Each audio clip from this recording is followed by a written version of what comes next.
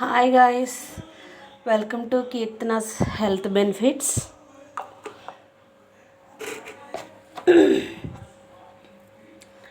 ఇక్కడ నేను కొంచెం కొత్తిమీర తీసుకున్నాను. కొత్తిమీరలో హాఫ్ పుదీనా కూడా తీసుకున్నాను అన్నమాట. ఇదంతా కొంచెం మిక్స్ అయిపోయింది. కొత్తిమీర ఎంతైతే తీసుకున్నానో అందులో హాఫ్ పుదీనా తీసుకున్నాను. పుదీనాలో హాఫ్ తులసి ఆకులు తీసుకున్నాను అన్నమాట. ఇది వచ్చేసి కృష్ణ తులసి అంటాం కదా, అది కృష్ణ తులసి అయితే హెల్త్కి చాలా మంచిది. మనకి దొరకకపోతే మామూలు తులసి కూడా తీసుకోవచ్చు. లక్ష్మీ తులసి అంటాం కదా, లైట్ కలర్లో ఉంటుంది, లేత రంగులో. కృష్ణ తులసి వచ్చేసి ఇలా ముదురు రంగులో ఉంటుంది.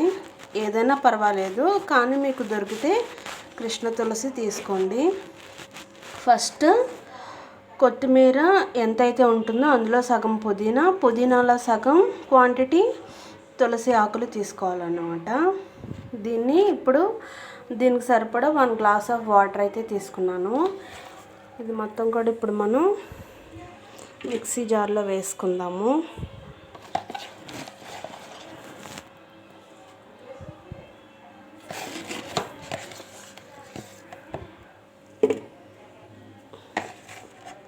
అంటే డైరెక్ట్గా ఈ జ్యూస్ తాగాలి అనుకున్న వాళ్ళు వాటర్ లేకుండా కూడా తాగొచ్చు.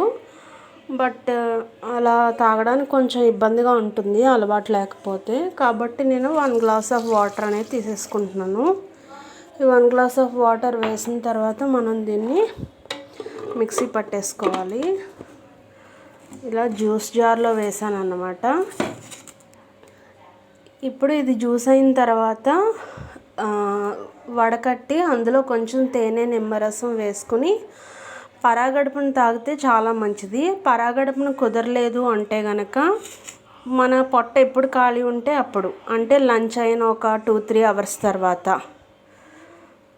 అంటే డిన్నర్ టైంలో కాదు, డిన్నర్కి లంచ్కి మధ్యలో మనకు కొంచెం ఖాళీ కడుపు ఉంటుంది కదా, ఆ టైంలో తాగాలన్నమాట.